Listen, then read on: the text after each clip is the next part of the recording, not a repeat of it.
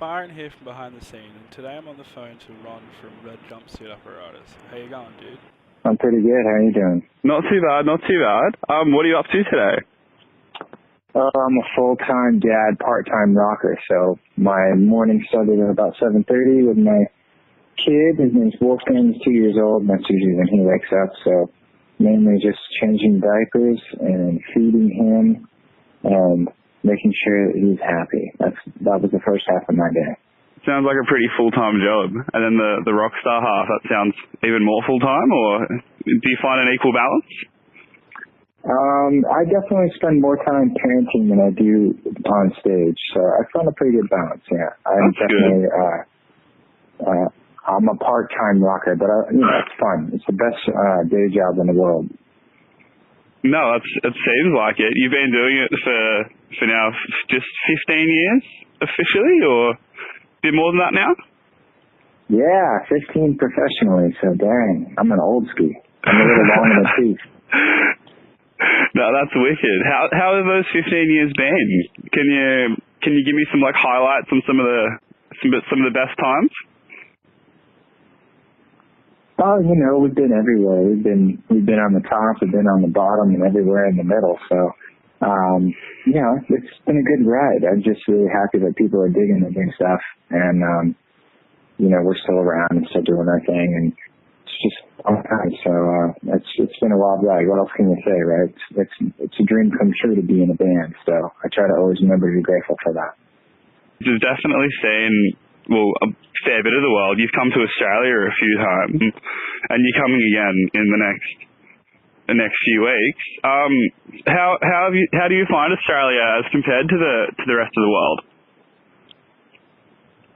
Oh, we love it there. We've been there many times, and there's only a few territories out there that we consistently come to, year after year on every album cycle, and one of those is Australia. So this is also our first time though in New Zealand, which is where we're kicking the run off. So that'll be a little bit different, but my favorite thing is the food. You know that. Yeah, definitely. That's wicked that you're doing a New Zealand show. I know that they often get skipped off of the tours, and I've seen recently that a lot of bands, Dashboard Confessional and Mayday Parade, are both going to see Auckland and a bit of New Zealand too, which is really good to seeing those pop punk bands that a lot of us kind of grew up listening to actually come over and at an age where we're able to go out and enjoy shows, that we can go and relive some of that nostalgia and some of that angst.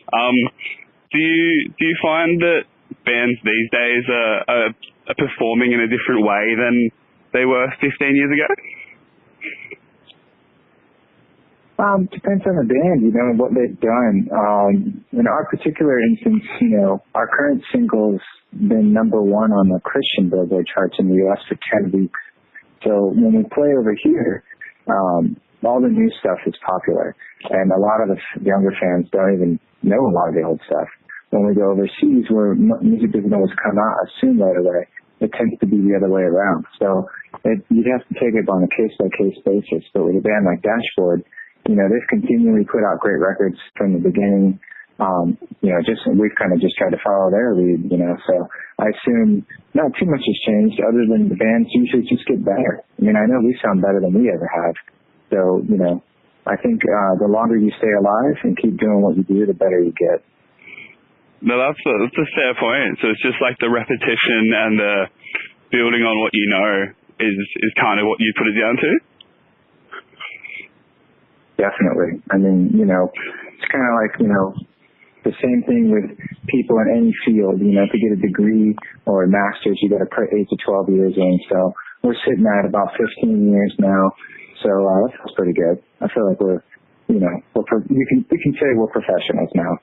Yeah. So then make it to another 25 years, and then you'll be seasoned professionals. I like it. Then we'll be retired. Yeah, you'll be the top of the food chain. Yeah. So man, can't wait. Yeah, as you were saying, your new single on Become Willing, that's been at the top of the Billboard Christian rock charts for the past 10 weeks. How does that feel, having I guess that type of recognition and you know that type of actual proof. How does that feel from your perspective? It feels amazing, you know. We had a couple big songs in the beginning, and then we left Virgin in 2010, and since then we've had 7 number ones as an independent band with no label, and we had 3 in there with Virgin. So we have 10 total now, which is pretty great, even though some people still call us one-hit wonders. But I tell them to add a 0 behind that one if they want to be accurate. You know, so it's just one of those things where this record was actually produced by me and my wife. We co-produced it together. We recorded it here in our home studio in basically Los Angeles. It's Southern California. And my brother and my wife and I engineered it as well. And then we went back to our original mixer, Paul Lipinski, who did all the stuff even before Face Down came out to give it a nice old school swing. So, you know, and it just feels great. You know, the people that have responded really like it. And that's one of the reasons why we're coming to Australia a little early and doing a smaller run, because it continually shows up on all of our analytics that people are listening to the new music there. So wherever people are listening to, we're always going to play the old stuff. We're not one of those bands that we've had as old songs. I'm gonna sing Face Down until I'm 80 years old and dead in the grave. I have no problem with it. But you know, we're gonna go tour where the new music is popping. And right now, that's Australia. It's one of them.